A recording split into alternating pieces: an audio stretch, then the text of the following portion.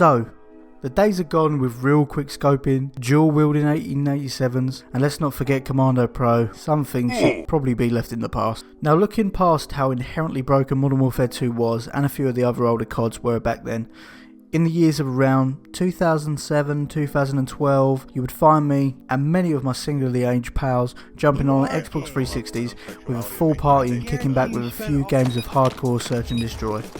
Now, over that span, we've all made many memories, whether it's that guy you still have in your friends list that you only met over game chat, he called your mum fat, and by the end of the night you were long lost friends. Mate, don't write me a f***ing essay, I don't need a f***ing paragraph, you little f***. But come a week later, you never spoke again. Or staying up past 4 AM, practicing trick shots off the top of Rust. Although these memories live in a virtual world, never to be seen again, these are still some of our fondest memories we all have in gaming. It wasn't that the games were 1,000 times better than what is released today, because there are many flaws in these games that we used to obsess over, but we look past that. The main difference between them and now was, it was fresh to us. Yeah, okay, we had experienced some fantastic FPS games before, like Battlefield, Black, Half-Life 2 and even Halo, but they all lacked something that COD had. A very toxic community. Paired with forced game chat, introduced on Modern Warfare 2 to most game modes, this made for the most memorable conversations, late night trash talking, and hidden in the deep you find a few gems, guys that just want to enjoy the game.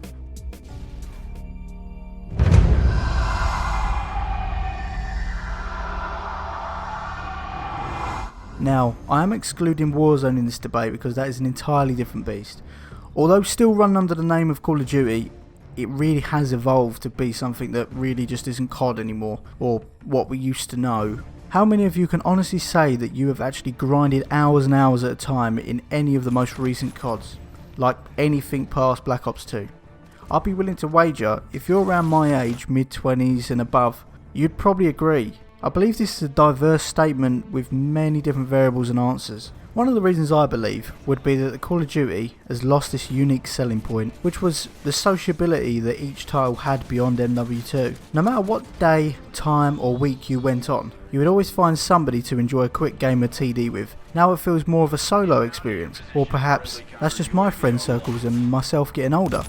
A second is probably more of an issue. A lot of us have been playing COD for around 15 years. Now, do those people, including myself, want change or for the game to stay the same? Well, I actually think it's neither, but I do sway toward one more than the other. When Advanced Warfare launched, it was received fairly positively across the board from the reviewing platforms, but around the guys on the ground, the players, I felt there was a questioning doubt and a worrying glimpse of where our precious series was going to end up in the future. Too much change from the original formula, almost a copycat of Titanfall, which was released around the same time. We were right. After Ghost was released, we endured 5 of the darkest years in COD's history, with every year another poor title was released. Advanced Warfare, Black Ops 3, Infinite Warfare, World War 2, Black Ops 4, but then out of the blue we got Modern Warfare 2019, which was surprisingly good, but we'll get to that. I think that I speak for a few people in my generation of COD players when I say I don't know what COD multiplayer needs. When they've introduced change, it's always gone down like a lead balloon, but when they bring back old maps into new games, although good for a couple of games, becomes nostalgic rather than optimistic. Does playing on an old map like Terminal, Favela or even Afghan just give you a fragment of how you used to feel playing on those masterpieces? The answer to Call of Duty isn't just slap an old map in a new engine, but it also certainly isn't a dramatic change to a somewhat perfect formula. Personally, I genuinely believe the days of true PvP multiplayer is long gone from Call of Duty, and I feel like the recent announcement to delay a new COD by a year has cemented this. Battle Royales remain king at the moment, and it's hard to argue with the numbers and the insane revenue accumulating by Warzone and the free-to-play systems. It's hard to accept, but those golden days really are a distant memory of a truly fantastic past.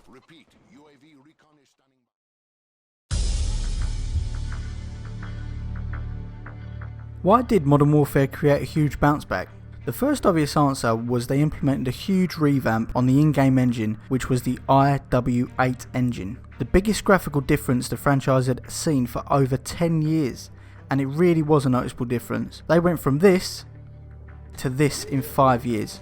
5 years being the time it took to develop. I think beside the graphical improvement, what people liked about the title is that after a 5-year span of constant change like jetpacks, space wars and stupid costumes, they had just returned to the bare bones again and just released a true Call of Duty. How a Call of Duty should feel. Those epic moments in the story, fast-paced multiplayer and a totally unique experience. It felt like no other FPS. It felt like you were finally playing a COD again.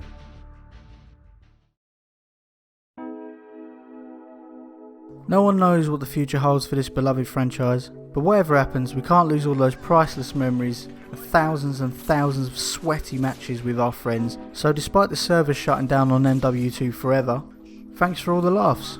Okay, right, I'm off to go lose at some Warzone. Bye bye.